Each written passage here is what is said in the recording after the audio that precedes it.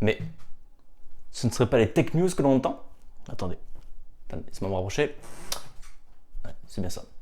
C'est bien les tech news qui arrivent.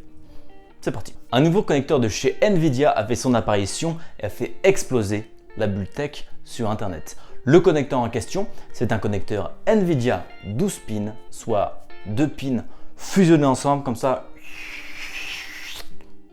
Ce connecteur pourrait arriver sur les séries 3000 de l'année prochaine. Attendez un petit peu avant de changer d'alimentation parce que celles-ci ne sont pas encore disponibles.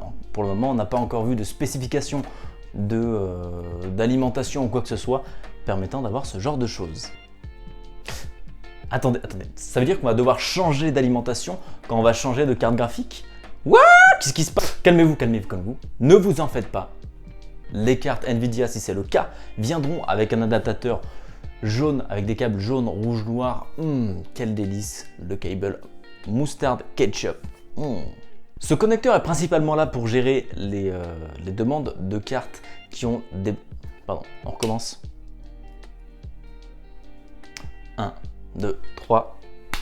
Ce connecteur est principalement là pour gérer les cartes ayant besoin de plus de watts que les cartes traditionnelles. À lui seul, apparemment selon la spécification, ce connecteur pourrait donner à lui tout seul 600 watts. Ce qui est plutôt énorme 600 watts quand même.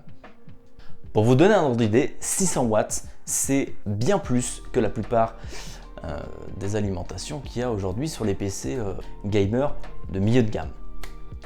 Mais le connecteur que nous parlons ici est certainement réservé aux cartes professionnelles qui demandent un peu plus de puissance que les cartes orientées gaming ou tout simplement bureautiques. Mais on devrait voir sur les prochaines générations des connecteurs de ce type arriver sur les cartes grand public.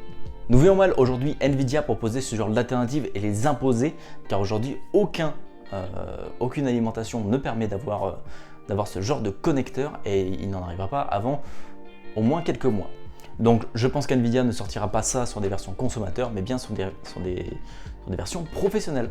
Vous aimez bien les produits avec une version puissante et une version moins puissante, au même prix, et vous ne pouvez pas choisir lequel des deux vous allez avoir? Bienvenue chez Samsung avec les puces Exynos et Qualcomm.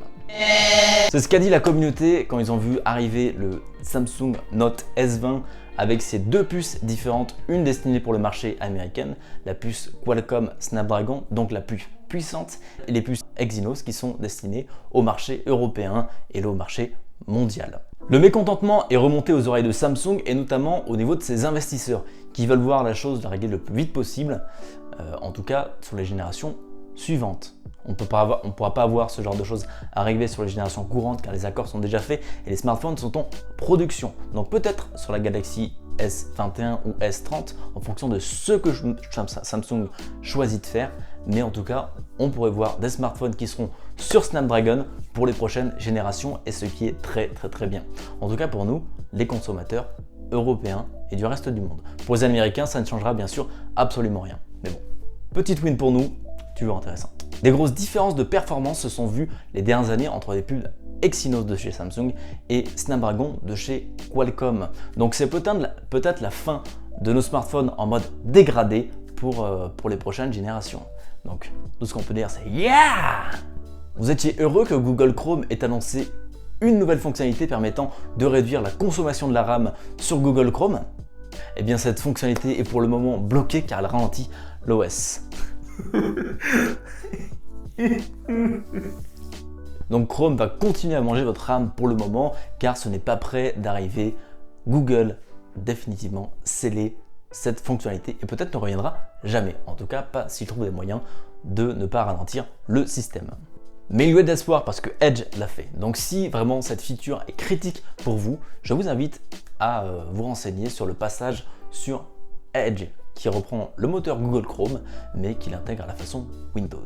Et eux l'ont déjà fait et l'ont intégré dedans. Peut-être avec ces mêmes problèmes de ralentissement de l'OS, mais en tout cas si c'est quelque chose qui est critique pour vous, vous pouvez désormais l'avoir sur ce navigateur-là. J'imaginais vraiment jamais recommander un navigateur Microsoft et pourtant c'est en train d'arriver.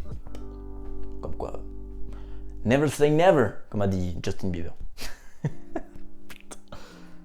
Non!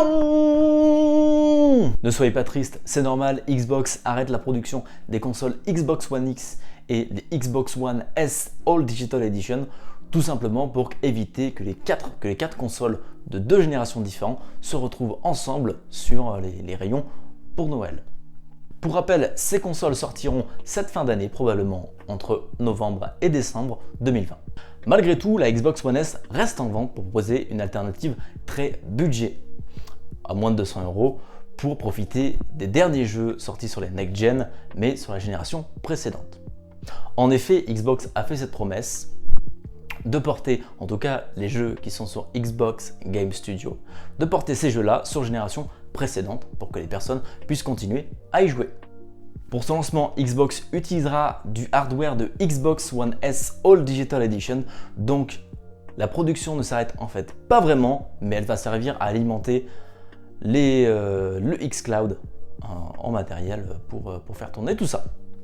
C'est la fin de ces Hardware News pour aujourd'hui. Si vous en voulez encore, je vous propose de me rejoindre en live sur Twitch, sur twitch.tv/ChristenGWD ou encore sur Twitter du même nom. Voilà, merci d'avoir regardé cette vidéo et je vous dis à bientôt.